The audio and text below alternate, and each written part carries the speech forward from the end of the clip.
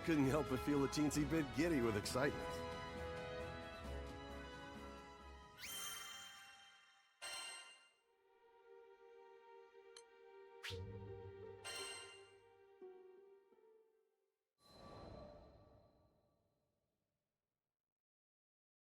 Ah, the Grand Cipher.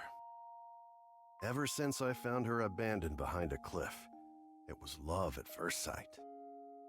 I was just a kid, but I had lofty dreams of repairing that ramshackle airship and taking her to the skies.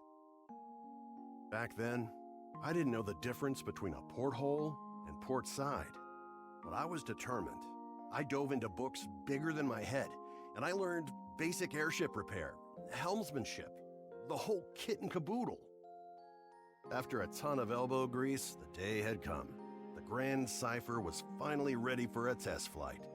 I still remember how my hands trembled as I grabbed the rudder. And wouldn't you know it, she actually lifted off the ground for me. Nothing quite like watching your first love take to the skies, is there? But before I could take it all in, my dreams came crashing down. I mean, literally, the Grand Cipher sunk like a damn meteor. 100 different things could have caused it, but that didn't matter. Years of work went kaput in the blink of an eye.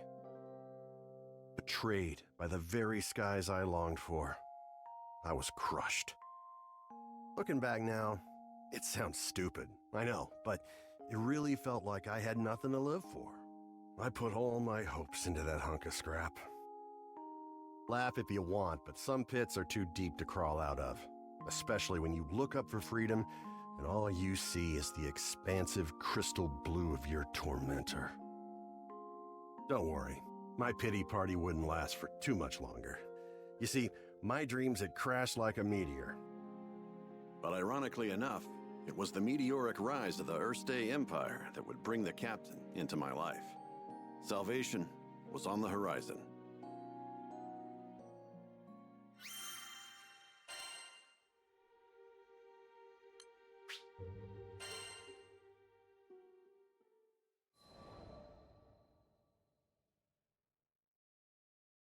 Just as I'd given up on flying, the Erste Empire had arrived in Port Breeze, and they were hell-bent on exploiting our local protector, the primal beast of wind, Tiamat. Their twisted machinations caused her to go on a rampage. Port Breeze was in peril. Fortunately, we had an ace up our sleeve, Lyria. Thing is, Lyria needed to get close to Tiamat, which meant we had to go up, and to go up, we needed to fly. Thought I'd already closed that chapter of my life when the skies betrayed me, but lives were on the line. Quick, get on the Grand Cipher! I don't know what got into me. She fell once before. Hell, I knew she might fall again. Nothing like a healthy fear of death to keep you grounded, eh? But the people of Port Breeze, and my new crewmates, had entrusted their fates to my piloting skills. My own fear was insignificant. All I needed to do was trust myself too. It's a damn shame it took me this long. But I'm back now, and ready to face the skies if you'll have me. As the Grand Cipher's engine purred to life, I knew I would no longer be encumbered by fear. I gripped the mast with pride as I set our course directly above to the rampaging Tiamat. Lyria quelled the primal beast, and catastrophe had been averted. Not to mention, I could finally dream again. Ever since that day, I've been the helmsman for the Grand Cipher and its crew. And it's been one hell of a ride. I've since formed a pact with good old Tiamat and made amends with the shipwright Primal who built the Grand Cipher, Noah. So, Zegagrande Skydom might be uncharted territory, but my role remains the same. See our crew arrive safely, no matter the destination. And that includes Estalucia. Some folks might call reaching the end of the skies an impossible dream, but I ain't too worried. With the Grand Cipher as our wings, anything's possible.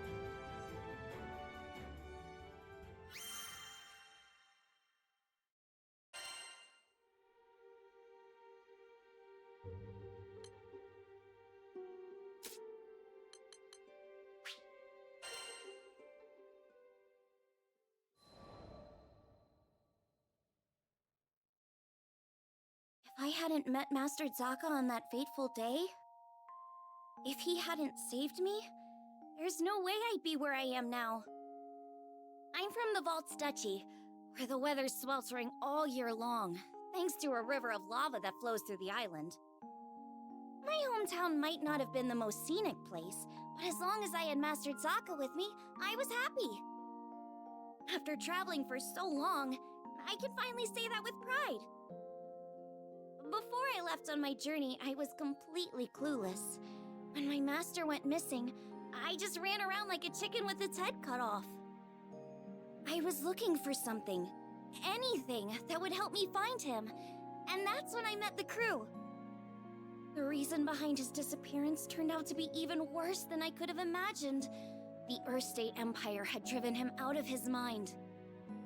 They had manipulated him into awakening the primal beast that had lain dormant beneath the ground, Colossus. Fortunately, I was able to break through to him, thwarting the Empire's attempt to exploit Colossus's powers for conquest. I learned that they were doing all sorts of horrible things, even to their own people, in order to achieve their goals. My master was a kind person who never hesitated to help those in need. I resented the Empire for making him suffer. And I couldn't just sit around when there was work to be done. That's why I decided to join the crew. To stick it to those Empire jerks and give their victims something to smile about.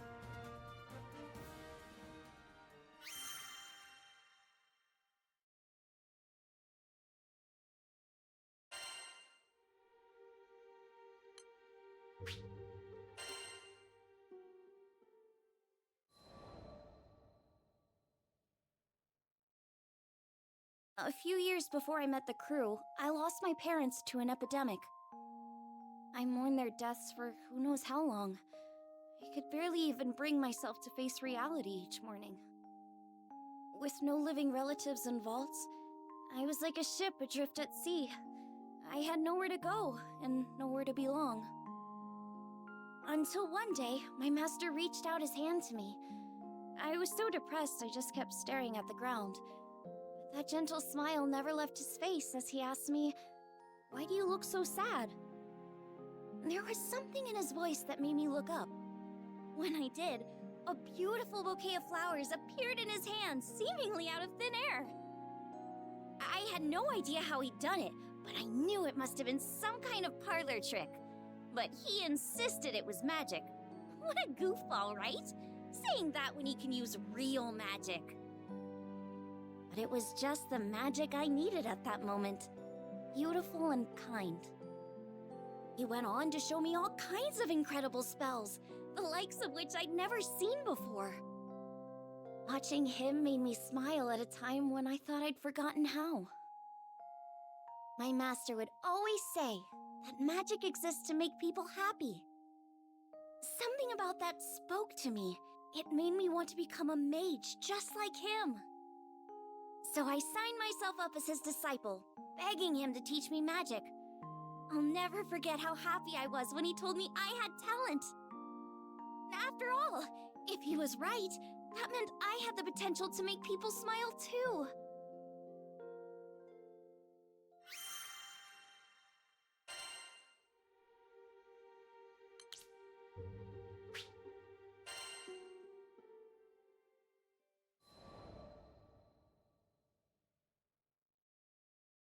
One day, shortly after I joined the crew, I suddenly lost the ability to use magic.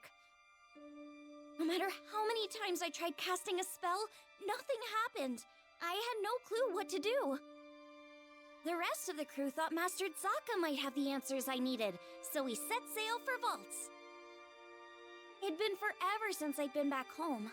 My master was thrilled to see how much I'd grown. I opened my mouth to ask him about my problem, but when I saw how happy he looked, I just couldn't bring myself to do it. I'd promised him that I'd come back as a great mage, but there I was, unable to cast even a single spell. The last thing I wanted was for him to be disappointed in me. Around that time, an epidemic returned to Vaults, the same disease that had claimed the lives of my parents. Wanting to keep it from spreading any further, my master headed to the clinic to speak with the people who'd been infected. But he ended up getting sick too. The source of the epidemic turned out to be an evil spirit that revealed itself to us right there in the clinic. I immediately confronted it. That rotten creature had already taken my parents from me. I wasn't gonna let it take anyone else. Determined to make it pay, I raised my staff, but nothing happened. I'll never forget how it felt to watch, helplessly, as my parents' killer got away. The crew gave chase, but I continued to stand where I was. Without my magic, I didn't see the point. I'd just end up getting in the way. All I could do was watch as my master suffered, withering away. Nothing had changed since the last time. But you know, it wasn't all bad. In search of a solution to my magic loss at the local library, I happened to come across a beautiful golden staff, one left to me by my mother. That's when Master Zaka revealed that my mother had been a mage too. On the verge of tears, I clenched my staff tightly in frustration. My beloved home and master were being threatened by a disease-spreading spirit, and there was nothing I could do to stop it. Just as I began feeling completely hopeless, the staff began to glow. Somehow I could feel it encouraging me, empowering me. So what if I couldn't use magic? Surely there were other ways to help everyone. Unable to stand around doing nothing any longer, I ran off to find the crew. When I finally tracked them down, they'd already been rendered powerless by the disease. That left me as the only person who could fight. There wasn't a second to lose. It was that moment when I decided I was done running away. I'd promised myself a long time ago that I was going to use my magic to make people happy. Filled with newfound resolve, I heard a voice coming from the staff. Is that you? The voice told me to visualize the power flowing through me. As I did, I could feel magic welling up inside me, flooding out from deep within. With my mom's help, I was able to defeat the evil spirit. As soon as it was gone, light erupted from my staff. I turned to see the rest of the crew climbing to their feet, their symptoms gone. The power spread through the entire island of Altsteci, eliminating the disease and bringing smiles back to the people. Things were a little touch and go there for a while, but in the end, everyone pulled through. And I've been able to use my magic without any issue ever since. I just know it's because my mom is watching over me through my staff. Thanks to her, I can keep traveling with the crew, using the staff she left me to bring out more smiles along the way.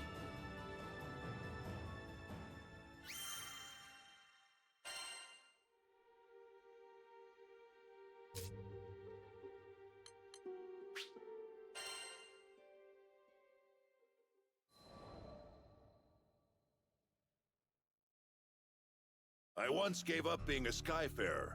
Also, I could take up arms to protect my home island, Auguste. Man, she was special. You see, there aren't too many places in Zegagrande with oceans, much less ones as gorgeous and pristine as Auguste's. And I'd be damned if I stood by as the Erste Empire sullied its waters with the byproducts of their weapons research. It goes without saying that I enlisted. Good thing, too, because it was in the midst of the ensuing war that I met the Grand Cipher crew. They helped us, the local mercenaries, I mean, take a stand against those Imperial punks. It wasn't a picnic, but we weren't gonna go down without a fight. In the end, the war wasn't decided by either side, but by the patron deity of the land, Leviathan, who damn near drowned Auguste in a fit of rage. Anybody's troubles would have seemed small compared to a battle like that, huh? Well, not long after, as if irony was waiting to bite me on the ass, my estranged daughter showed up out of the blue. I know what you're thinking. What kind of parent wouldn't rejoice at seeing their child again? But it's complicated, and it's all my fault. Man, the way Apollonia looked at me, like a wolf staring down her bunny-eared breakfast. I couldn't face her. But this crew, there was something about their vitality, you know? Here were these young'uns standing against impossible odds and coming out stronger for it.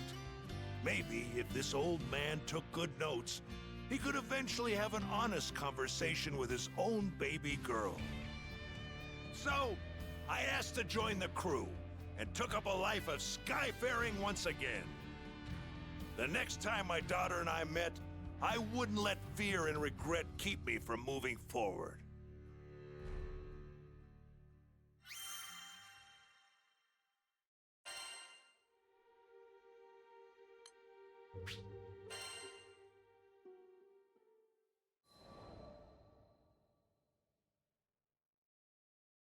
How'd me and my daughter end up estranged?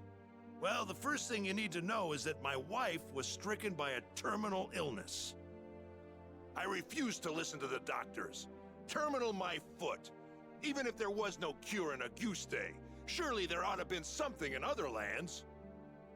And so, I left my family at home, crisscrossing the skies looking for a cure. Got into a lot of adventures along the way, and somehow ended up making a name for myself. But no matter how far and wide I traveled, the cure eluded me. And while I was away, my wife, she breathed her last. I wasn't there for her when she needed me most. I never even got the chance to say goodbye. Regret and self-loathing crashed over me in never-ending waves, threatening to pull me under. You can't even begin to imagine the pain. And there was nothing I could do about it. It was all my fault. My daughter spent countless days looking after her sick mother, fighting off fear and dread. It's not hard to imagine why she hates me. She must have asked herself time and again, why was her father gallivanting across the skies while his family suffered?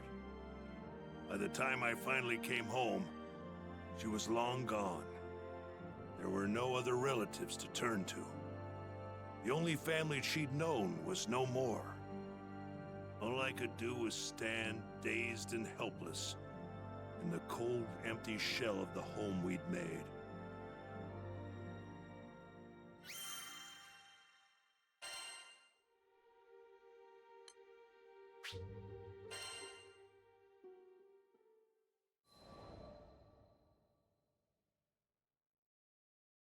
After that, 15 years passed. I met the captain, and through my travels with the crew, reunited with my daughter. This might surprise you, but we didn't have a tearful, touching father-daughter reunion the second time around either. I spent so long telling myself that the next time we met, I'd face up to my past. But when the moment came, I froze. What could I possibly say or do for her as a father after all this time? Any courage I'd mustered withered in the face of her scorn, and I was left standing there, feeling like an old bastard.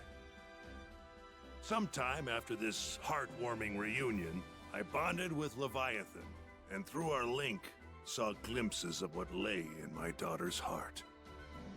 I thought I had escaped all those painful memories, but here they were. In that world created by the pact with Leviathan, my wife was still alive. I saw how things might have been if I had done things differently. Of course, I knew none of this was real. I would rather stay in a world of memory than live in a cold, lonely reality without her. But she wasn't having any of that. She said I couldn't sacrifice my future to dwell in the past. She made me promise to fix things between myself and our daughter. Said she'd boot me out of the ocean if I came back without completing my task. Her words finally gave me the push I needed to face my past and start on the path to a brighter future. They gave me the strength to fight for my daughter in her hour of need, I'd like to think that I finally did something fatherly, if only just the once. Of course, I don't expect our relationship to be mended with one conversation or act of bravery. But little by little, I think we're getting there.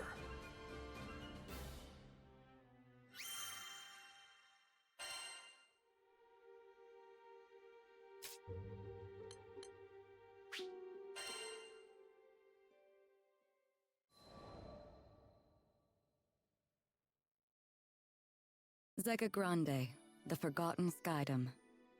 As I gazed into its perennial blue, I reflected on my last time here, during my travels with him.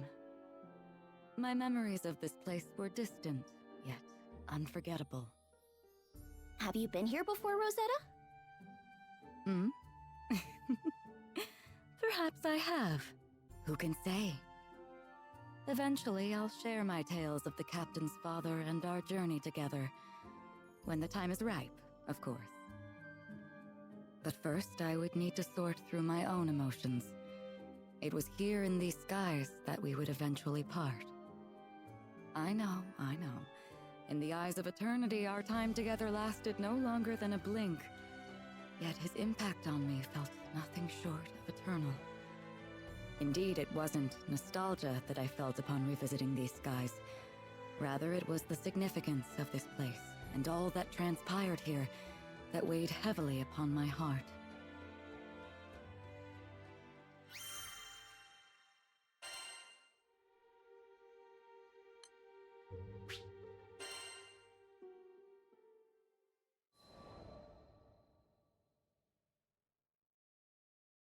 During the war, primal beasts were exploited by the Astrals as instruments of battle. Withered and fated, one primal would eventually drift to Lumassier Archipelago, making a home for herself. Over time, she grew accustomed to the comforts of its forests and the serenity they offered. It was a far cry from the brutalities of war. Centuries would pass until a young man stumbled upon her domain, forever altering the course of her life.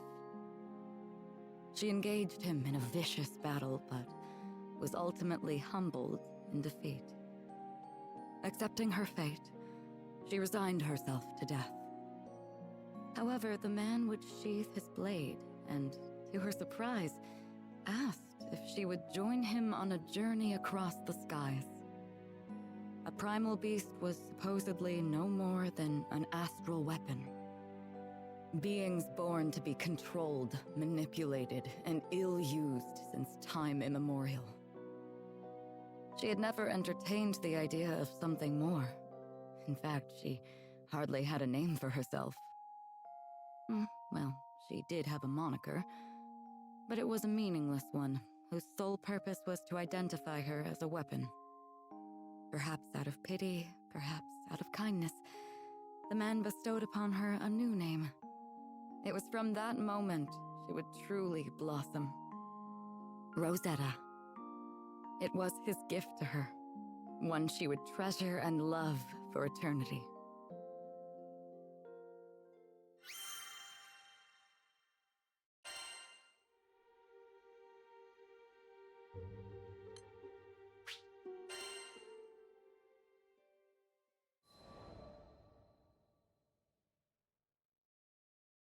With every union comes an inevitable separation. When his journey neared its final chapters, as he took up arms against the god of destruction, I returned to the forests of Lumassier. After my return to the archipelago, I briefly longed for his companionship, but the flora and fauna kept me company. Decades came and went, and one day I would encounter yet another young visitor to the island. There was no mistaking it. This was his offspring. I realized at that very moment the time had come. He had entrusted this child to me from the ends of the skies. My heart swelled, but I concealed my excitement, flashing naught but a smile at the young captain. I would join the up-and-coming Skyfarers crew on the Grand Cipher for another journey across the skies, this time as a bystander. During their travels, they would experience joys and triumphs, alongside loss and hardship. I continued to observe from afar, doing my best to obscure my true intentions. My roots were well planted in the past. Knowing what I knew, would I be able to act as a part of their crew in earnest? Before long, my ambivalence would come to a head. My convictions had begun to waver. Was this the right approach? Of course, I was conscious of reality. I knew their journey wouldn't be easy. They would have to face the harsh life the skies had in store for them. And with our foes only becoming more and more cumbersome even for myself, could I possibly protect them? My presence on the Grand Cipher was inconsequential, and at worst, a hindrance to the crew. I thought if I weren't here, the captain, EO, the entire crew would handle themselves just fine. Perhaps the time had come to retire to the forests once more. But as I was preparing to leave, EO grabbed my hand so sweetly, so innocently, and said she needed me to stay. I couldn't bring myself to abandon her. I would be the bystander no longer. Everyone in the crew had a role to play, and I would be the exception no more. Finally, I found my purpose. I was free to experience the skies once again, hand in hand with the captain. It wasn't duty or obligation that anchored me to this crew. It was love. And I promised to always protect them. I would leave no regrets in the skies. Thus, our journey continued. Only this time I felt that I was a true member of the Grand Cipher.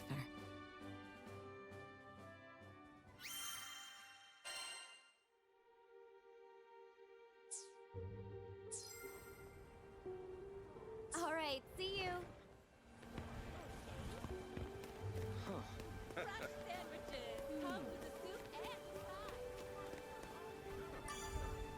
What can I do you for? I love to barter. What can I trade you for?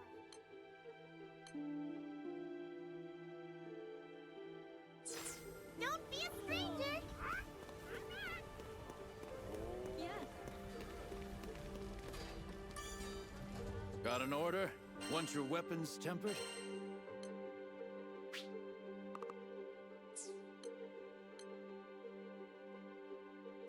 Your weapons won't betray you.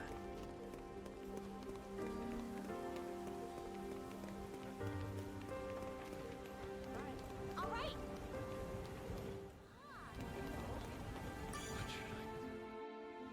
The ship will depart shortly. Is everyone ready? Yep, we're good to go. Good. All aboard the airship. There's no time to waste.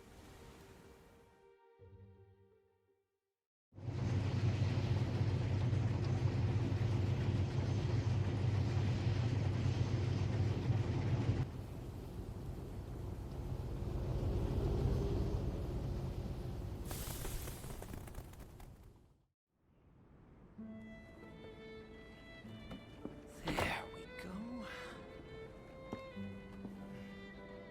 Do your thing, autopilot.